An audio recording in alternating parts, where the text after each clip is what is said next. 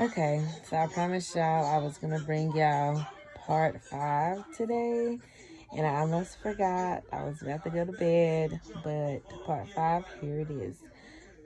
Before I start, I really want to just emphasize how much that this is my story, but it's also other people's stories. So I am telling you my side. I'm telling you my point of view, my perspective, my feelings, my emotions, my actions, how it was portrayed to me and for my life. So other people who are involved in the story, they also have a story, they have a side, they have a perspective, they have emotions and feelings towards it too. And I'll try my best not to tell their story. But it is what it is, like when I tell my story, it's gonna unravel some ends, and I have to tell my story. I'm not apologizing for telling my story. I don't feel bad for telling my story. And my family is very supportive of me telling my story. But just know that this is from the eyes of a child, a teenager, a young adult, a hurt person, a traumatized person, and hopefully soon a healed person. So last time I was leaving off and I was talking about the knife that I used to carry in my bra that my brother had bought me. It was a big knife, probably about, it was maybe about 6 inches. I don't know. He bought it from a flea market. It was like a hunting knife.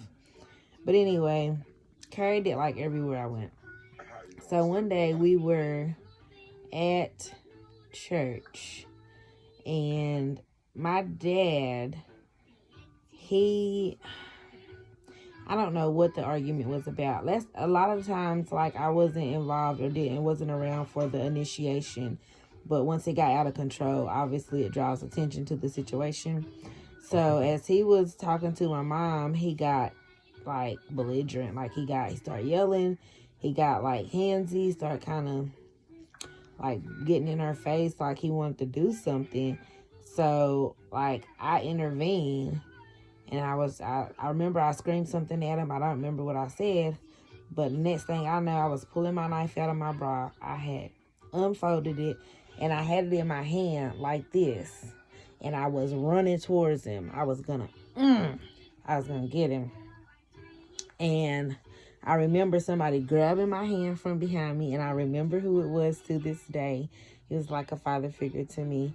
Love him dearly. But he grabbed it, he took the knife out of my hand, and then they just kind of rushed me to like the back of the church. And of course I'm crying, I'm mad, I'm upset. By this time, I'm not scared anymore. I feel hopeless, like I have nothing to lose. It's do or die. Either he's gonna kill me or I'm gonna kill him, and it wasn't gonna be me. I wasn't gonna stand by and be a victim anymore. I wasn't gonna stand by and be hurt and be emotionally abused. I wasn't gonna stand by and watch my mother be abused. Like, I was sick of it. I had had enough. And even though he was bigger than me, he was older than me, he was probably stronger than me, I was willing to risk it all. So with that being said,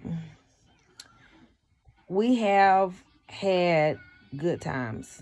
You'll have to watch all of my stories to get to, know more about me and my father's relationship. He is deceased now. He has been deceased for 10 years. This year, 2024, makes 10 years.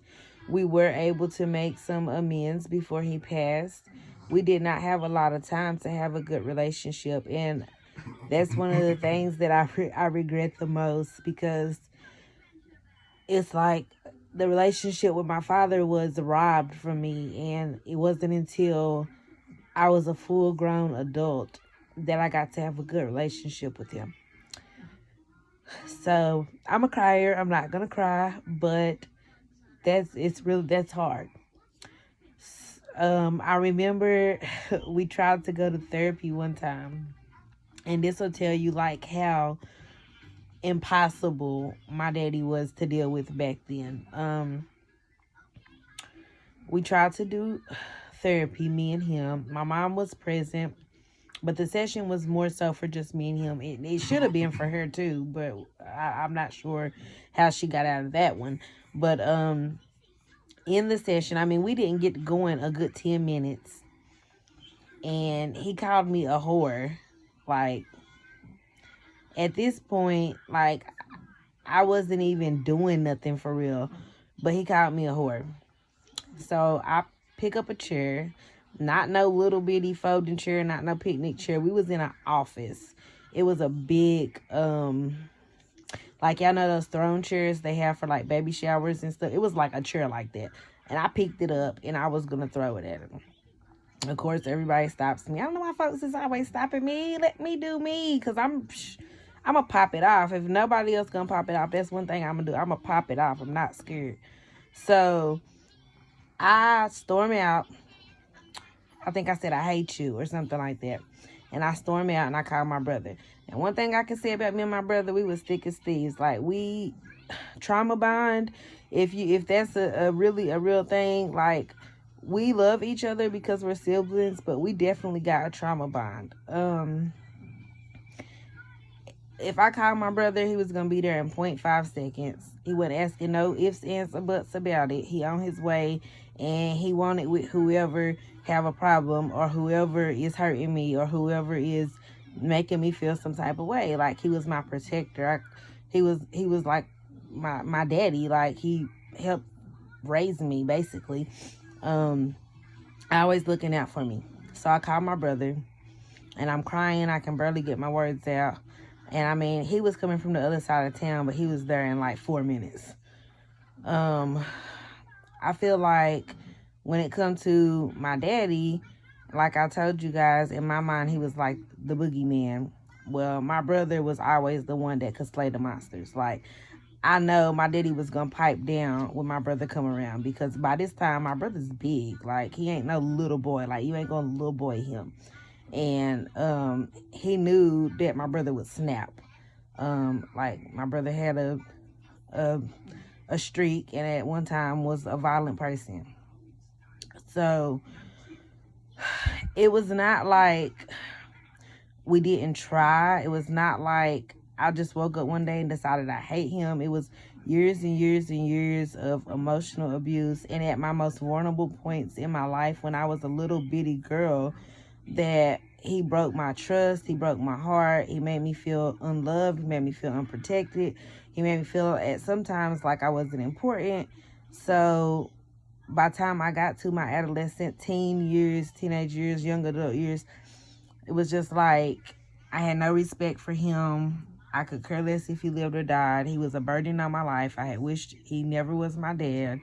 Like, all of this just sitting inside of me, bawling, turning into hatred, turning into hopelessness. Like I said, depression. I battled depression. At 16, I was hospitalized at a mental institution. Was in there for a few weeks. At 16, I caught a felony charge. Was in juvenile. Like, been on the run several times. In and out of juvenile from, I want to say I was in juvenile at least 3 or 4 times. From the time that I was 14 to the time that I was actually grown. Countless of things that I've done that I didn't get caught, constantly running away. I'll get into my high school years was a hot mess. I'll get into that next, but saying all this to say, people know, like, some people know about my past, but to know how it affected me, like, you have no idea.